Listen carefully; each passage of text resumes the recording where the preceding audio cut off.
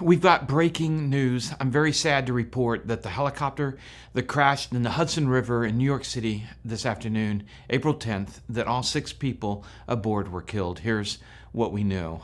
The helicopter was a Bell 206 Long Ranger, very popular and common helicopter, and it was flying tourists towards the Statue of Liberty, carrying 3 adults and 3 children. Everybody has been recovered.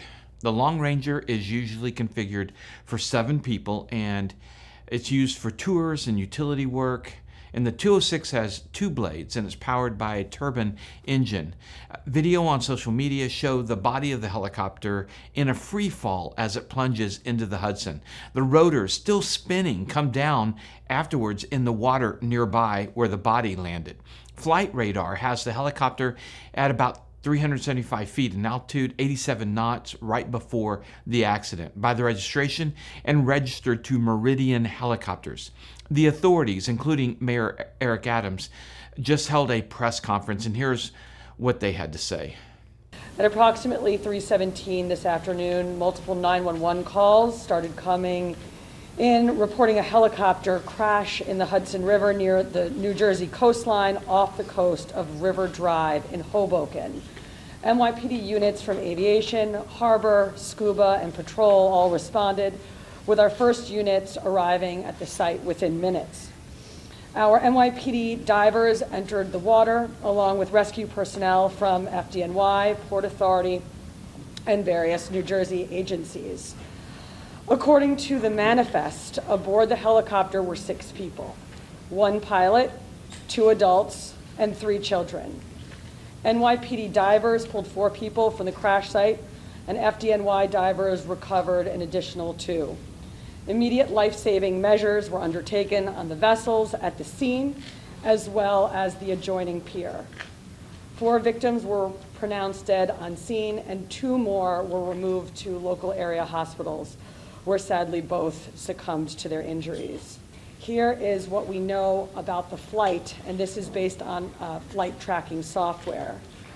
A Bell 206 helicopter flying for the tour company New York Helicopters took off from the downtown Manhattan heliport at 2:59 p.m. The aircraft flew south before turning to fly north along the Manhattan shoreline up the Hudson River.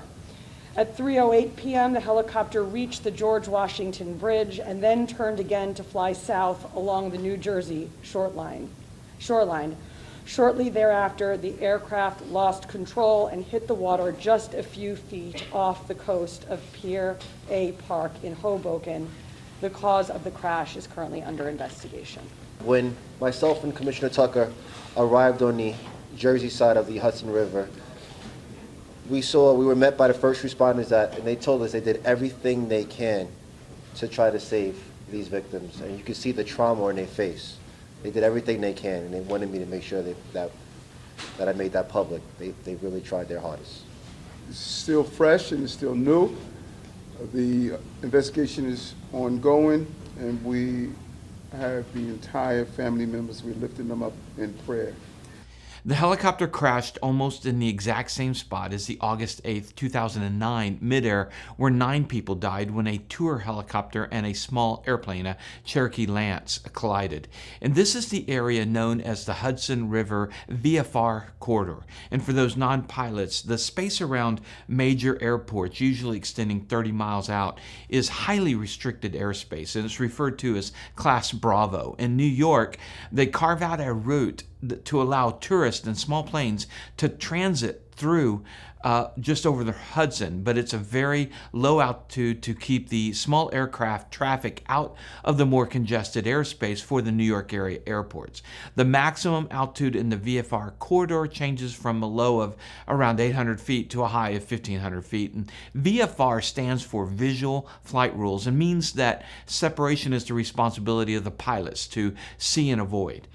In 2009, the Piper PA-32 Lance, with 3 people on board, collided with a Eurocopter AS-350 carrying 6 on a sightseeing tour. The Lance had been instructed to contact Newark ATC, but had the wrong frequency, and they tried reaching the Lance, especially as the radar path showed the imminent collision, but attempts to alert both aircraft were unsuccessful. The Piper Lance wing hit the helicopter rotors and both aircraft came down. And the news coming out of New York today is that the tourists were a family from Spain, 2 adults, 3 kids, and the pilot. Having just gotten my commercial helicopter rating, this is an incredibly frightening situation and nothing a pilot can do once the rotor hub separates from the aircraft. And by the images and the video, it looks like the tail separated as well.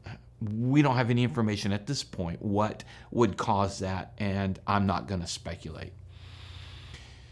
Now, other news, fortunately not as tragic, at DCA, Washington Reagan National. They keep making news, and today 2 airliners clipped their wings while on the ground. Both airplanes were regional jets for American Airlines. American Eagle Flight 5490 operated by PSA Airlines, a CRJ 900, and Flight 4522 operated by Republic Airways, an Embraer E-175 bound for JFK Airport in New York while on a taxiway at around 12:45 p.m. local. No one was injured and airport operations were not affected. Both planes returned to the gate to get inspected. American Airlines stated that all passengers were to be put on different planes to continue their trips to reach their destinations. One plane had several congressional representatives, and that didn't stop one from using the opportunity to blast the current administration for cutting FAA jobs. But it doesn't matter which political side you land on, furloughing ATC trainees and new hires takes a couple of years to impact actual air traffic control. The troubles we're seeing in ATC were created years ago and will take years to fix. And that's our breaking news today, April 10th. Prayers go out to the families of those victims. Take care and please stay safe.